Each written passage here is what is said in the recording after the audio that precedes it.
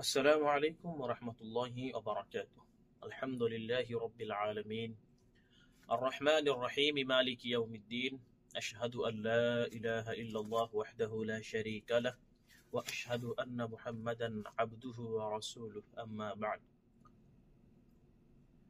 সুপ্রিয় দর্শক ও শ্রোতা মণ্ডলী, আপনারা যে যেখান থেকে আমার এই ভিডিওটি দেখতেছেন সবাইকে জানাই আন্তরিক শুভেচ্ছা ও অভিনন্দন। দাওয়াতের গুরুত্ব এবং ফজিলত সম্পর্কে কিছু কথা আপনাদের সঙ্গে শেয়ার করব। মা তৌফিকুল্লাহ বিল্লাহ। দাওয়াত এটা হচ্ছে আরবি শব্দ। দাওয়াত দুই ধরনের হয়। একটা হলো আদ-দাওয়াতু ইলাল্লাহ, আদ-দাওয়াতু ইলাল হিদায়াহ। অপরটি হলো আদ-দাওয়াতু ইলাদ দালালাহ। একটা হলো ভালো কাজের দিকে মানুষকে আহ্বান করা, আর একটি হলো মন্দ কাজের দিকে মানুষকে আহ্বান করা।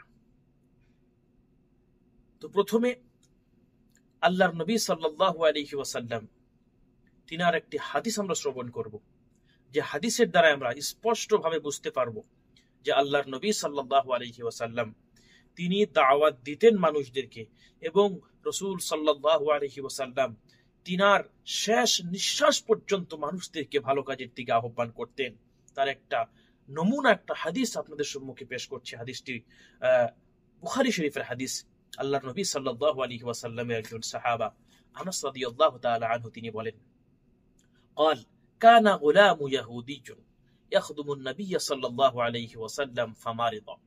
নবী করিম সাল্লাল্লাহু আলাইহি ওয়াসাল্লামের বিখ্যাত সাহাবী আনাস রাদিয়াল্লাহু তাআলা আনহু তিনি বর্ণনা করেন যে নবী সাল্লাল্লাহু আলাইহি ওয়াসাল্লামের একজন গোলাম নবী সাল্লাল্লাহু আলাইহি ওয়াসাল্লামের খিদমত করতেন।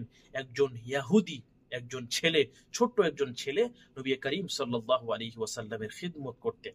ফামারিদা, হঠাৎ করে সেই যুবক অসুস্থ হয়ে পড়লেন।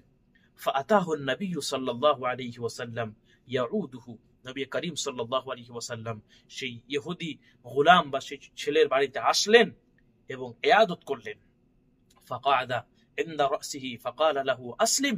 নবী করিম সাল্লাল্লাহু আলাইহি ওয়াসাল্লাম সেই ছোট্ট শিশুর নিকটে গিয়ে, মাথার নিকটে গিয়ে বসলেন এবং বললেন, হে যুবক, আসলিম, তুমি ইসলাম ধর্ম গ্রহণ করো।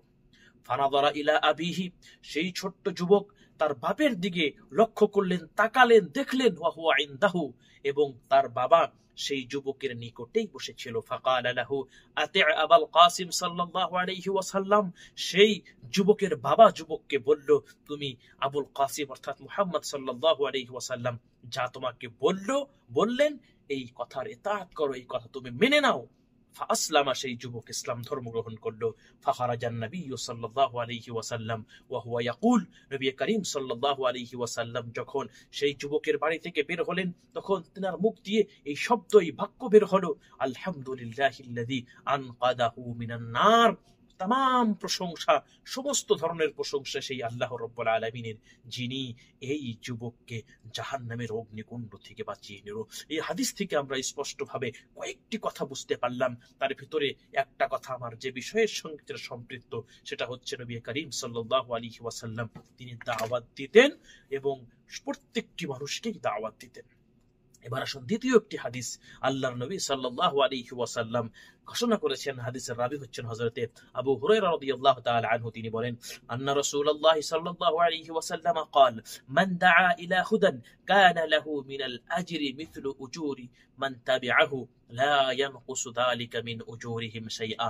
আল্লাহর নবী সাল্লাল্লাহু আলাইহি ওয়াসাল্লাম এই হাদিসের মধ্যে স্পষ্টভাবে ঘোষণা করেছেন, যদি কোনো ব্যক্তি, মান দাআ, যে ব্যক্তি, ইলা হুদান কানা লাহু মিনাল আজরি মিথলু উজুরি মান তাবিআহু, যখন কোনো ব্যক্তি কোনো মানুষকে, অন্য ব্যক্তিকে ভালো কাজের দিকে আহ্বান করবে, তখন যাকে আহ্বান করা হলো সেই ব্যক্তি যদি তার কথা মেনে নেয় এবং যতদিন সে আমল করবে, তার সমপরিমাণ নেকি, যে দাওয়াত দিল, যে ডাকলো, তাকেও দেওয়া হবে। লা ইয়ানকুসু যালিকা মিন উজুরিহিম শাইআ, তার যে নেকি রয়েছে, নেকি থেকে বিন্দু পরিমাণ কম করা হবে না। ওমান দাআ ইলা যালালাতিন, এবং যে ব্যক্তি কোনো মানুষকে গুমরাহির দিকে, পথভ্রষ্টতার দিকে ডেকে নিল, কানা আলাইহি মিনাল ইসমি মিসলু আসামি মান তাবিআহু, যে ব্যক্তিকে আহ্বান করলো সেই ব্যক্তি যে মন্দ কাজ করবে, সেই মন্দ কাজ থেকেও তাকে সমপরিমাণ গুনাহ তার উপর চাপিয়ে দেওয়া হবে। লা ইয়ানকুসু যালিকা মিন আসামিহিম শাইআ, বিন্দু পরিমাণ তার গুনাহ কম করা হবে না, বিন্দু পরিমাণ তার গুনাহ কম না করে সমপরিমাণ গুনাহ তার নামায় আমলের মধ্যে তার উপরে চাপিয়ে দেওয়া হবে। এই দুইটি হাদিস থেকে আমরা স্পষ্টভাবে দ্বিতীয় নাম্বার হাদিসে আমরা বুঝতে পারলাম দাওয়াতের ফজিলত। দাওয়াত অবশ্যই আমাদেরকে করতে হবে এবং ভালো কাজের দাওয়াত দিতে হবে, ইসলামের দাওয়াত দিতে হবে। যদি আমরা খারাপ কাজের দিকে দাওয়াত দেই, খারাপ কাজের দিকে মানুষকে আহ্বান করি, তাহলে কিন্তু যত খারাপ কাজ করবে সমপরিমাণ গুনাহ কিন্তু আমাদেরকেও কি করতে হবে, বহন করতে হবে। আকুলু লাকুম ওয়া লা তাসমাউন, আকুলু কাওলি হাযা ওয়া আস্তাগফিরুল্লাহ লি ওয়া লাকুম ওয়া লিসাইরিল মুসলিমিন। আসসালামু আলাইকুম ওয়া রাহমাতুল্লাহি ওয়া বারাকাতুহু।